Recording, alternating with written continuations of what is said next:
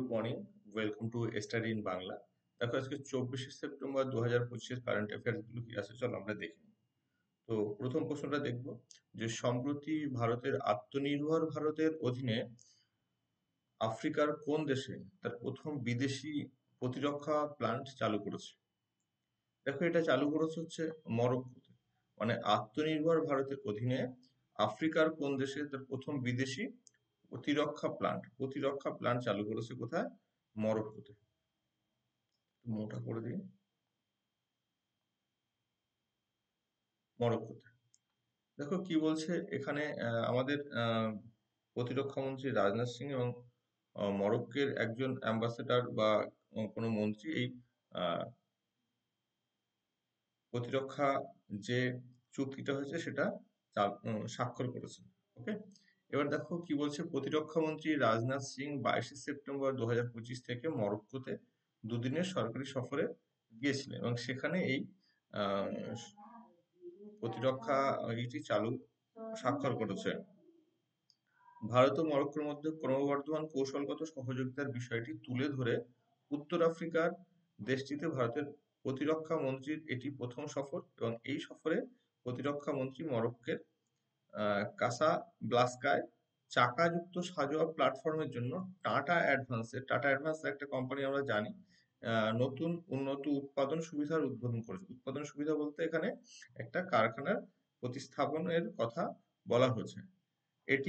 এই সুবিধাটি বিদেশের মাটিতে বা আহ, আফ্রিকায় প্রথম ভারতীয় প্রতিরক্ষা উৎপাদন কারখানা। মানে এবার থেকে কি হবে, আফ্রিকার মরক্কোতে ভারতের টাটা অ্যাডভান্স কোম্পানি প্রতিরক্ষা বিষয়ক আহ, যন্ত্রপাতি যেমন সাঁজোয়া গাড়ি বা অন্যান্য কিছু প্রতিরক্ষা বিষয়ক জিনিস এগুলো তৈরি করবে এবং সেখান থেকে ব্যবসা করবে। ঠিক আছে? তো এটি একটি উল্লেখযোগ্য মাইলফলক হিসেবে চিহ্নিত হবে, যেটা আত্মনির্ভর ভারতের উদ্যোগের অধীনে ভারতের প্রতিরক্ষা শিল্পের ক্রমবর্ধমান বিশ্বব্যাপী উপস্থিতি প্রতিফলিত করবে। কারণ বর্তমানে আমরা দেখেছি যে ভারতের প্রতিরক্ষা জাতীয় দ্রব্যাদি বা কোনো অস্ত্রশস্ত্র, যে কোনো অস্ত্রশস্ত্র বিভিন্ন দেশে কিন্তু ভারত এক্সপোর্ট করছে। তো এতদিন পর্যন্ত ভারতে নিজে তৈরি করে ভারত থেকে বাইরে বিক্রি করছিল। এখন কি হবে আফ্রিকাতে, কারণ ভারতের একটা লার্জ নাম্বার অফ ওয়েপেন যেটা বলা হয় সেটা কিন্তু আফ্রিকাতে এক্সপোর্ট করা হয়। তো আফ্রিকায় এই প্রতিরক্ষা কারখানাটা করা হবে এবং সেখান থেকে সেসবগুলো বিভিন্ন জায়গায় পাঠানো হবে। চলো পরের প্রশ্নটা দেখে নিই আমরা। পরের প্রশ্ন কি বলছে, কোন দেশ উচ্চ ক্ষমতা সম্পন্ন লেজার সিস্টেম আয়রন বিম এর সফল পরীক্ষার ঘোষণা করে? দেখো এই একটা আয়রন বিমের ছবি, যে এখান থেকে একটা বড় ধরনের আয়রন লেজার নির্গত হবে, যেটা থেকে বিভিন্ন মিসাইল বা বিভিন্ন যুদ্ধ জাহাজ মানে প্লেন, বিমান এগুলোকে ধ্বংস করা সম্ভব হবে। তো এটা সফল পরীক্ষা ঘোষণা করেছে কারা? এটা করছে ইসরায়েল। দেখো ইসরায়েলের প্রতিরক্ষা মন্ত্রণালয় আয়রন বিম এর সফল পরীক্ষার কথা ঘোষণা দিয়েছে। এটি একটি উচ্চ ক্ষমতা সম্পন্ন লেজার সিস্টেম যা আগত মিসাইলকে ধ্বংস করার জন্য ডিজাইন করা হয়েছে। এটি এলবিট সিস্টেম ও রাফেল এই দুটো কোম্পানি, আমরা জানি রাফেল বিমান তৈরি করেছে, যেটা আমরা ফ্রান্স থেকে নিয়েছি। তো এলবিট সিস্টেম এবং রাফেল দ্বারা এই আয়রন বিমটি তৈরি করা হয়েছে, যেটি আয়রন ডোম। আমরা জানি ইসরায়েলের একটা প্রতিরক্ষার বড় উম, উম, নির্ভরযোগ্য বিষয় হচ্ছে আয়রন ডোম। তো আয়রন ডোমের মতন বিদ্যমান ক্ষেপণাস্ত্র প্রতিরক্ষা ব্যবস্থার পরিপূরক হিসেবে কাজ করবে কি আয়রন বিমটা। বলছে ইসরায়েলের প্রতিরক্ষা মন্ত্রক জানিয়েছে যে এই আগত ক্ষেপণাস্ত্র ধ্বংস করার লক্ষ্যে এটি একটি কম খরচের উচ্চ ক্ষমতা সম্পন্ন লেজার ভিত্তিক সিস্টেম।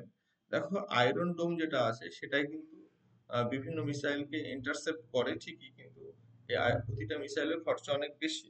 কিন্তু সেখানে এই আয়রন ডোমের যে লেজার ভিত্তিক প্রতিরক্ষাটা হবে সেটার খরচা অনেকটাই কম। বলছে এবছরের শেষের দিকে সেনাবাহিনীর কাছে অপারেশনাল হবে এই লেজার বিমটি। ওকে, পরের প্রশ্ন আমরা দেখব, বিজয়ক প্রকল্প কোন সংস্থার উদ্যোগ? বিজয়ক প্রকল্প, এই বিজয়ক ইনিশিয়েটিভটি কোন প্রকল্পের মধ্যে আছে? এটা হচ্ছে কোন সংস্থা দ্বারা এই উদ্যোগটি নেওয়া হয়েছে বিজয় প্রকল্পটি? সেটা হচ্ছে বিআরও, যেটা সীমান্ত সড়ক ব্যবস্থা, ইংলিশে আমরা যেটাকে বলি বর্ডার রোড অর্গানাইজেশন। তো বর্ডার রোড অর্গানাইজেশনের একটা ইনিশিয়েটিভ হচ্ছে বিজয় প্রকল্পটি। তো এটা কি করেছে বলছে, লাদাখ এবং কাশ্মীর জুড়ে প্রচুর পরিমাণ রাস্তা এবং ব্রিজ তৈরি করেছে, ঠিক আছে, যাতে সীমান্তে যে কোনো যুদ্ধ উম, সরঞ্জাম অথবা সেনাবাহিনী বা তাদের সাপোর্টিং খাবার দাবার সেসব কিছু পৌঁছতে যাতে অসুবিধা না হয়, সেই জন্য বর্ডার রুট অর্গানাইজেশন এই বিজয় প্রকল্পটি গ্রহণ করেছিল। এবং এই ইসের দেখো একটুখানি আমরা পড়বো এবার, দেখো বর্ডার রোড অর্গানাইজেশনের প্রজেক্ট বিজয়কের 21 সেপ্টেম্বর 2025 তারিখে লাদাখের কার্গিলে তার 16তম বছরের পদার্পণ করে, 16তম বছর মানে 15 বছর 16 বছর আগে এটা চালু করা হয়েছিল। তো 16 বছর পদার্পণ করে 15তম উত্থাপন দিবস উদযাপন করেছে। কত তারিখে? 21 সেপ্টেম্বর 2025-এ 15তম উত্থাপন দিবস চালু করছে, মানে 2010 সালে এটি প্রথম চালু করা হয়। তো যাই হোক, 2010 সালে বর্ডার রোড অর্গানাইজেশন দ্বারা চালু করা হয়েছিল, যেটা হচ্ছে যুদ্ধ থিয়েটার এবং প্রকল্প এলাকার মধ্যে সংযোগ প্রতিফলিত করার জন্য অপারেশন বিজয় নামে নামকরণ করা হয়েছিল। দেখো আমরা জানি যে অপারেশন বিজয় অ্যাকচুয়ালি হচ্ছে কার্গিল বিজয়, কার্গিলের যে যুদ্ধ হয়েছিল 1998-99 সাল নাগাদ। তো সেই যুদ্ধটাকে সেই বিজয়টাকে অপারেশন বিজয় বলা হয়। তোমরা আমাকে একটুখানি কমেন্ট করে লিখবে যে অপারেশন বিজয় দিবসটা মানে বিজয়,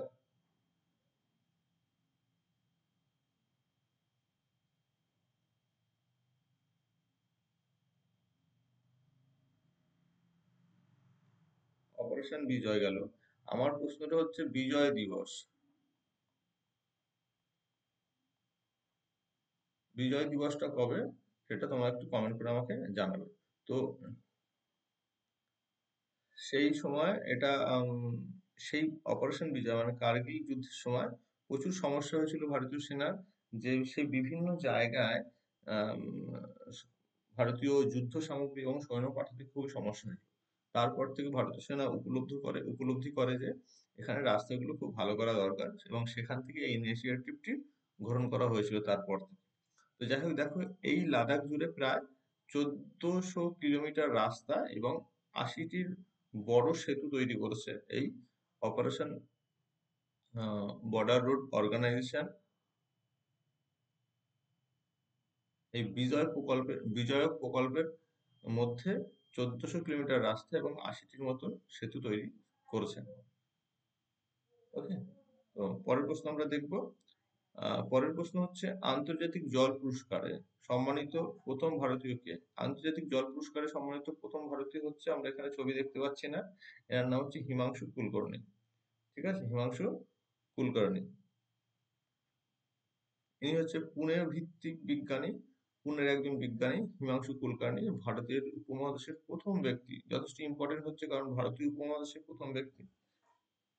যখন আমরা নোবেলের কথা বলি, ভারতীয় উপমহাদেশের প্রথম নোবেল জয়ী রবীন্দ্রনাথ ঠাকুর, ঠিক তেমনই কিন্তু গুরুত্বপূর্ণ একটা বিষয়, কারণ হয়তো এতটা হাইলাইটেড হয়নি, কিন্তু তোমরা ভাবো ভারতীয় উপমহাদেশের প্রথম ব্যক্তি যিনি এই জল পুরস্কারটি পাচ্ছেন, তার নাম হচ্ছে হিমাংশু কুলকার্নি। 2009 সালে প্রতিষ্ঠিত হয় দ্বিবার্ষিক, মানে প্রতি 2 বছর অন্তর অন্তর দেওয়া হয় এই জল পুরস্কারটা। তো এটাতে হিমাংশু কুলকার্নি নির্বাচিত হয়েছে। মার্কিন যুক্তরাষ্ট্রের ওকলাহোম বিশ্ববিদ্যালয় ওয়াটার সেন্টার দ্বারা স্পন্সর করা হয় এই পুরস্কারটি। পরের প্রশ্ন দেখো, কোন শহরে ই গভর্নেন্স 2025 এর 28তম জাতীয় সম্মেলন আয়োজন করা হয়েছে? এটা করা হয়েছে কি? এটা করা হয়েছে বিশাখাপত্তনম। দেখো এখানে এই ছবিটাতে লেখা আছে বিশাখাপত্তনম।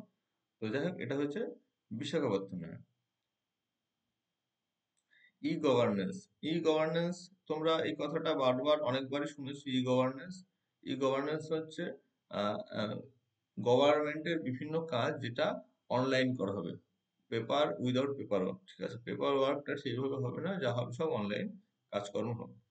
প্রশাসনিক সংস্কার এবং জন অভিযোগ বিভাগ এবং ইলেকট্রনিক্স ও তথ্য প্রযুক্তি মন্ত্রক অন্ধ্রপ্রদেশ সরকারের সহযোগিতায় বিশাখাপত্তনমে গভর্নেন্স 2025 এর 28তম জাতীয় সম্মেলন আয়োজন করেছে। এবছরের সম্মেলনের থিম কি ছিল? বিকশিত Bharat, civil service and digital transformation. দেখো তোমরা আগের স্লটে এই যদি ছবিটা দেখো, এখানে লেখা আছে civil service and digital transformation, বিকশিত ভারত। তো এখানে দেখতে পেলে এবছরের থিমটা কি ছিল? বিকশিত ভারত এবং civil service and digital transformation. 22 এবং 23 সেপ্টেম্বর 2025 তারিখে অনুষ্ঠিত এই 2 দিনের সম্মেলনের উদ্বোধন করেন কর্মী, জন অভিযোগ এবং পেনশন মন্ত্রকের প্রতিমন্ত্রী ডক্টর জিতেন্দ্র সিং এবং কেন্দ্রীয় মানব সম্পদ উন্নয়ন মন্ত্রী এন চন্দ্রবাবু নাইডু। পরের প্রশ্ন দেখবো আমরা, কোন তারিখে জাতীয় আয়ুর্বেদ দিবস 2025 পালিত হয়? এটা আমরা অনেকবার পড়েছি, এটা হচ্ছে 23 সেপ্টেম্বর। দেখো 23 সেপ্টেম্বর বা ইভেন্টটির নাম কি? জাতীয় আয়ুর্বেদ দিবস। নতুন তারিখ কেন? নতুন তারিখ হচ্ছে 23 সেপ্টেম্বর 2025। নতুন তারিখ কেন? কারণ পুরনো তারিখ ছিল বলতে ধনতেরাসের দিনই জাতীয় আয়ুর্বেদিক দিবস পালন করা হতো, কিন্তু এটা প্রতি বছর পরিবর্তিত হতো। কিন্তু এবার কেন্দ্রীয় সরকার বলে দিয়েছে যে না, এবার থেকে প্রতি বছর 23 সেপ্টেম্বর তারিখে আয়ুর্বেদ দিবস পালন করা হবে। এবছরের থিম কি? মানুষ ও গ্রহের জন্য আয়ুর্বেদ। ঘোষিত হয় কোন কার দ্বারা? আয়ুষ মন্ত্রকের দ্বারা, কেন্দ্রীয় সরকারের আয়ুষ মন্ত্রক দ্বারা এই দিনটি ঘোষিত হয়েছে। বিজ্ঞপ্তি, এটা আগেই বিজ্ঞপ্তি দিয়ে জারি করা হয়েছিল যে 23 মার্চ 2025 তারিখে জারি করা হয়েছিল যে 23 সেপ্টেম্বর থেকে প্রতি বছর এবার থেকে আয়ুর্বেদ দিবস পালন করা হবে। দেখো, কে controller general of communication accounts এর পদ গ্রহণ করেছে? এটা গ্রহণ করেছে বন্দনা গুপ্ত। দেখো, বন্দনা গুপ্ত একজন 1990 ব্যাচের আইপি অ্যান্ড টিএএফএস অফিসার। 2025 সালে নয়াদিল্লিতে control general of communication accounts এর পদ গ্রহণ করেছিলেন, মানে করেছে। সিজিসিএ হলো টেলি যোগাযোগ এবং যোগাযোগ খাতের সাথে সম্পর্কিত আর্থিক বিষয়গুলির তত্ত্বাবধানকারী একটি গুরুত্বপূর্ণ অবস্থান। পরের প্রশ্ন আমরা দেখব, খুবই ইম্পর্টেন্ট প্রশ্ন এটা। Doctor APJ Abdul Kalam science city সম্প্রতি কোন শহরে উদ্বোধন করা হয়েছে? এটা করা হয়েছে কি? পাটনা, বিহারের পাটনাতে। দেখো, পাটনার বিহারের মুখ্যমন্ত্রী নীতিশ কুমার রাজেন্দ্রনগর, রাজেন্দ্রনগর একটা জায়গা, রাজেন্দ্রনগরে 21 একর জমিতে নির্মিত doctor APJ Abdul Kalam science city উদ্বোধন করেছেন। তিনি 1 মার্চ 2019 সালে এর ভিত্তি প্রস্তর স্থাপন করেছিলেন এবং এটা এখন গিয়ে উদ্বোধন হলো।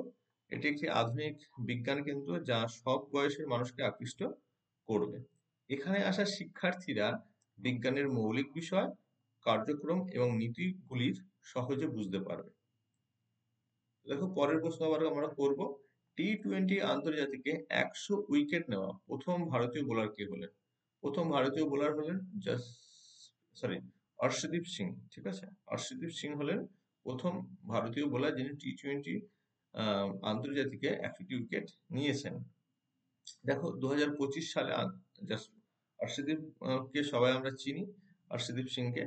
2025 সালে এশিয়া কাপে ভারতের ফাইনাল গ্রুপ ম্যাচে ওমানের বিরুদ্ধে বিনায়ক শুক্লা কিন্তু ভারতেরই একজন আহ, প্রথম শ্রেণীর ক্রিকেটার, যিনি এখন ওমানের হয়ে খেলেন।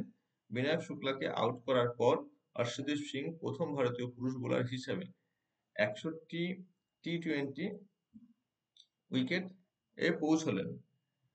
অর্শদীপ 64তম টি-20তে মানে ম্যাচে ওকে এই মাইলফলক অর্জন করেছেন এবং 100-র বেশি উইকেট ক্লাবে যোগদানকারী 25তম বোলারে পরিণত হলেন। অর্শদীপের টি-20র অভিষেক হয় 2022 সালে ইংল্যান্ডের বিরুদ্ধে। তিনি মাত্র 3 বছর এবং 74 দিনে 100 উইকেট পৌঁছেছেন। গতকাল আমরা দেখেছিলাম যে ভারতের সব থেকে দ্রুততম 100 রানকারী বা 100 রানকারী প্লেয়ার হয়েছেন আহ, স্মৃতি মন্দানা। তিনি পুরুষ এবং মহিলা উভয় বিভাগেই কিন্তু দ্রুততম 100 রানকারী ক্রিকেটার স্মৃতি মন্দানা। স্মৃতি মন্দানা। পরের প্রশ্ন, 10 দাগ দেখবো আমরা। কে 40 বছরের মধ্যে দ্রুততম সময় বিশ্ব চ্যাম্পিয়নশিপ মহিলাদের 400 মিটারে সোনা জিতেছেন?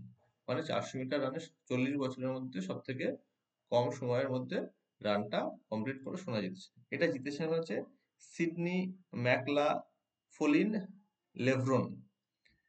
ইনি হচ্ছেন এই যে দেখো এখানে আছেন এনার ছবি, টাইমিংটা দেখে নাও, 47.78 সেকেন্ড ইনি সোনাটা জিতেছেন। দেখো সিডনি ম্যাকলাফলিন লেভরন বিশ্বের মহিলাদের 400 মিটার সোনার দাবি অ্যাকচুয়ালি দাবি করেছেন, মানে জিতেছেন, যিনি টাইমিংটা হচ্ছে 47.78 সেকেন্ড।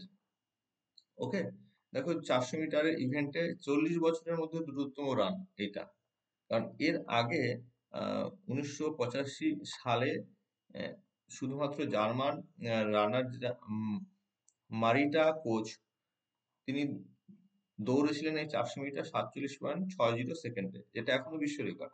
কিন্তু সেকেন্ড পজিশনে আছে। কিন্তু এই 40 বছর মানে এনার পর থেকে আজ পর্যন্ত এই মারিটা কোচ যে 47.60, এর পর থেকে আজ পর্যন্ত 40 বছর সময়ের মধ্যে এইটাই কিন্তু সব থেকে দ্রুততম রান।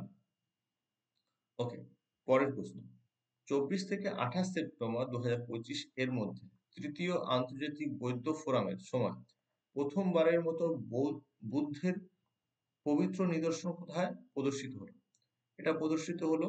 এটা হলো রাশিয়াতে। দেখো, বুদ্ধ বলতে গেলেই বৌদ্ধ ধর্মের কিছু বলতে গেলে আমাদের প্রথম চিন্তা আসে হয় শ্রীলঙ্কা, নয় চীন, নতুবা ভুটান, নতুবা মায়ানমার। কিন্তু এটা হয়েছে কোথায়? রাশিয়াতে। ওকে, তৃতীয় আন্তর্জাতিক বৌদ্ধ ফোরাম, এই ফোরামে প্রথমবারের মতন বুদ্ধের পবিত্র নিদর্শন প্রদর্শিত হয়েছে। তো দেখো, রাশিয়াতে এটা হয়েছে নিউ দিল্লি জাতীয় জাদুঘর থেকে বুদ্ধের পবিত্র নিদর্শন প্রথমবারের মতন রাশিয়ার কালমিকিয়া প্রজাতন্ত্রে প্রদর্শিত হয়েছে। 24 থেকে 28 সেপ্টেম্বর 2025-এ তৃতীয় আন্তর্জাতিক বৌদ্ধ ফোরামের সময় এটি দেখানো হয়েছে। তো পরের প্রশ্ন আমরা দেখব যে 524 বছরের পুরনো ত্রিপুরা সুন্দরী মন্দির, ত্রিপুরা সুন্দরী মন্দিরের কমপ্লেক্সের পুনর্নির্মিত কমপ্লেক্স, অ্যাকচুয়ালি ঠিক আছে, পুনর্নির্মিত আগে যাবে। মন্দিরের পুনর্নির্মিত কমপ্লেক্স কে উদ্বোধন করে? এটা উদ্বোধন করে আমাদের প্রধানমন্ত্রী নরেন্দ্র মোদী। 22 সেপ্টেম্বর ত্রিপুরার গোমতী জেলায় উদয়পুরের 524 বছর পুরনো ত্রিপুরা সুন্দরী মন্দিরের পুনর্নির্মিত কমপ্লেক্স এর উদ্বোধন করেন নরেন্দ্র মোদী। ঠিক আছে, এটি 51টি যে শক্তিপীঠ আছে সেই শক্তিপীঠের একটি তীর্থযাত্রা পুনর্জীবন এবং আধ্যাত্মিক ঐতিহ্য বৃদ্ধির ড্রাইভ মানে প্রকল্পের অধীনে এটি সম্পন্ন হয়েছে, এই ইনোগ্রেশনটা নতুন করে। আগরতলার মহারাজ বীর বিক্রম বিমানবন্দরে প্রধানমন্ত্রীর স্বাগত জানায় মুখ্যমন্ত্রী মানিক সাহা এবং রাজ্যপাল ইন্দ্রসেন রেড্ডি নাল্লু। পরের প্রশ্ন আমরা দেখব 13 দাগ, দুবাইতে 28তম ইউপিইউ কংগ্রেস চলাকালীন ভারতের ইউনিভার্সাল পোস্টাল ইউনিয়ন এর কোন সংস্থা পুনর্নির্বাচিত হয়েছে? এটা কোন সংস্থায় পুনর্নির্বাচিত হয়েছে? Sorry, তাহলে কি বললাম, দুবাইতে 28তম ইউপিআই কংগ্রেস চলাকালীন ভারতের ইউনিভার্সাল পোস্টাল ইউনিয়ন কোন সংস্থায় পুনর্নির্বাচিত হয়েছে? এটা হচ্ছে প্রশাসনিক পরিষদ এবং পোস্টাল অপারেশন কাউন্সিলে পুনর্নির্বাচিত হয়েছে। দেখো, আমরা দেখব ভারতের universal postal union council of administration এবং পোস্টাল অপারেশন কাউন্সিলে পুনর্নির্বাচিত হয়েছে। দুবাই 28তম ইউপিইউ কংগ্রেসের সময় এটি হয়েছে। যোগাযোগ মন্ত্রক জানিয়েছে এটি ইন্ডিয়ার পোস্টাল সংস্কারের আন্তর্জাতিক আস্থার প্রতিফলন করে। কেন্দ্রীয় মন্ত্রী জ্যোতিরাদিত্য সিন্ধিয়া বলেছেন এই মাইল ফলক ভারতের ক্রমবর্ধমান নেতৃত্ব বিশ্বকে দেখায় এবং তিনি এর কৃতিত্বের জন্য বিদেশমন্ত্রী ডক্টর এস জয়শঙ্করের কৃতিত্ব দেন। পরের প্রশ্ন, কে সেন্ট্রাল অ্যাডমিনিস্ট্রেটিভ ট্রাইব্যুনাল ক্যাট এর 10তম সর্বভারতীয় সম্মেলন উদ্বোধন করলেন ভারতীয় প্রধান বিচারপতি বি আর গাভাই। দেখো, বি আর গাভাই স্যার কিন্তু বিগত এক সপ্তাহ ধরে ট্রেন্ডিং এ আছে ওনার একটা বিতর্কিত বক্তব্যের জন্য। ঠিক আছে, বিতর্কিত বক্তব্য তোমরা সবাই মোটামুটি জানো বা একটু ইন্টারনেটে দেখে নেবে। সেটা হচ্ছে, আমি বলে দিচ্ছি তাও, সেটা হচ্ছে একটা কেসের সময় যেটা হচ্ছে কোণার্কের সূর্য মন্দিরের কিছু বিষ্ণু মন্দির যেটা মুঘল আমলে ভাঙা হয়েছিল, আহ, বা সেই মন্দিরের সেই মূর্তিগুলোকে পুনরায় সংরক্ষণের কথা বা পুনরায় তৈরি করার কথা নিয়ে একটা মামলা হয়েছিল। তখন গাভাই স্যার বলেন যে বিষ্ণু ভগবানকে বলো যে তার মন্দির সে নিজেই ঠিক করে নিক। ঠিক আছে, এই ধরনের একটা বক্তব্যের জন্য বর্তমানে কিন্তু খুব ট্রেন্ডিং আছে।